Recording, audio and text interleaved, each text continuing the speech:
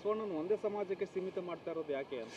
ನಾವು ಬಸವಣ್ಣನವರನ್ನ ಒಂದೇ ಸಮಾಜಕ್ಕೆ ಸೀಮಿತ ಮಾಡಿದ್ದಿದ್ರೆ ಯಾವುದಾದ್ರೂ ಲಿಂಗಾಯತರ ಮಠಕ್ಕೆ ಅವ್ರ ಹೆಸರಿಡ್ತಿದ್ವಿ, ನಮ್ಮ ಮೆಟ್ರೋಗೆ ಇಡ್ತಿರ್ಲಿಲ್ಲ. ಬಸವಣ್ಣ ನನಗೂ ಸ್ಫೂರ್ತಿ, ನಿಮಗೂ ಸ್ಫೂರ್ತಿ, ಕರ್ನಾಟಕಕ್ಕೆ ಸ್ಫೂರ್ತಿ. ಮೆಟ್ರೋ ಅಲ್ಲಿ ಬರೀ ಲಿಂಗಾಯತರು ಓಡಾಡಲ್ಲ ಸರ್, ಎಲ್ಲರೂ ಓಡಾಡ್ತಾರಲ್ಲ. ನಮ್ಮ ಮೆಟ್ರೋಗೆ ಬಸವ ಮೆಟ್ರೋ ಅಂತ ಇಡೋದಕ್ಕೆ ನಾವು ಬದ್ಧ, ಕೇಂದ್ರದವ್ರು ಒಪ್ಪಿಗೆ ಕೊಡೋಕ್ಕೆ ಬದ್ಧವಾಗಿದ್ದಾರೆ. ದಯವಿಟ್ಟು ಲಿಂಗಾಯತ ಸಮುದಾಯದವರು ನೀವು ಕೇಂದ್ರ ಸರ್ಕಾರದ ಬಿಹೇವಿಯರ್ನ ನೋಡಬೇಕೀಗ ಅಂತ ಕೇಳ್ತೇನೆ ಸರ್. ಏನು ಸರ್? ಹಾಂ ಸರ್,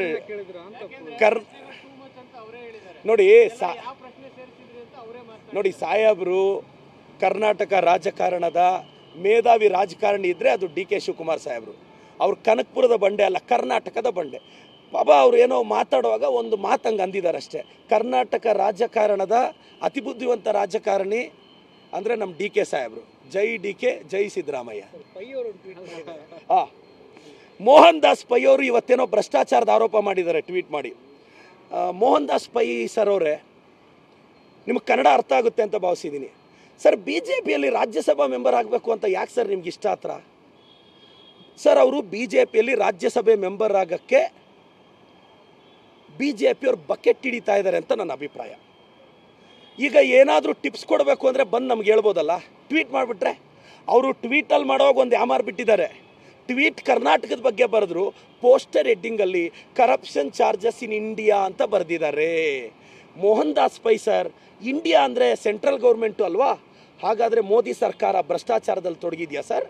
35-40% ಆರೋಪ ಕೇಂದ್ರ ಸರ್ಕಾರ ಕಪ್ಲಿಗೆ ಬಲ ಸರ್.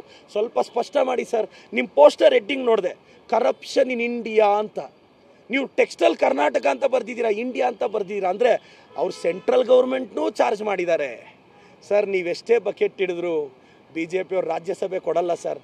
ನಿಮ್ಮಂಥ ಮುಂಗೋಪಿಯನ್ನು, ಯತ್ನಾಳಂಥ ಮುಂಗೋಪಿಯನ್ನು ಬಿ ಜೆ ಪಿಯವ್ರು ಸಹಿಸಲ್ಲ ಸರ್. ಯಾರಿಗೂ ಗೊತ್ತಿಲ್ಲದೆ ಇರೋರನ್ನ ತಂದು ಅವ್ರ ಚೇರಲ್ಲಿ ಕೂರಿಸೋದು. ಡೆಲ್ಲಿಯಲ್ಲಿ ಏನಾಯಿತು ಸರ್? ನಿಮ್ಮನ್ನೆಲ್ಲ ರಾಜ್ಯಸಭೆ ಮಾಡ್ತಾರೆ ಮೋಹನ್ ದಾಸ್ ಪೈ ಸರ್. ಸರ್, ನೀವು ಬಿ ಜೆ ಪಿ ಮೇಲೆ ಆಸೆ ಬಿಡಿ, ನಮ್ಮ ಜೊತೆ ಬನ್ನಿ. ನಮ್ಮ ಅಭಿವೃದ್ಧಿ ಕಾರ್ಯಗಳ ಬಗ್ಗೆ ತಪ್ಪಿದ್ರೆ ತಿದ್ದಿ ಸರ್, ನಾನು ಬೇಡ ಅಂತಿಲ್ಲ. ನೀವು ಗೌರವ ತಂದವರು, ದಯವಿಟ್ಟು ಈ ಬಕೆಟ್ ಅನ್ನೋ ಪದ ಬಳಸ್ದೆ ಅಂತ ಬೇಜಾರಾಗಬೇಡಿ ಸರ್. ನೀವು ಬಕೆಟ್ ಹಿಡಿಯೋ ಕೆಲಸ ಮಾಡ್ತಿರೋದಕ್ಕೆ ಬಕೆಟ್ ಅಂದ್ವಿ ಸರ್.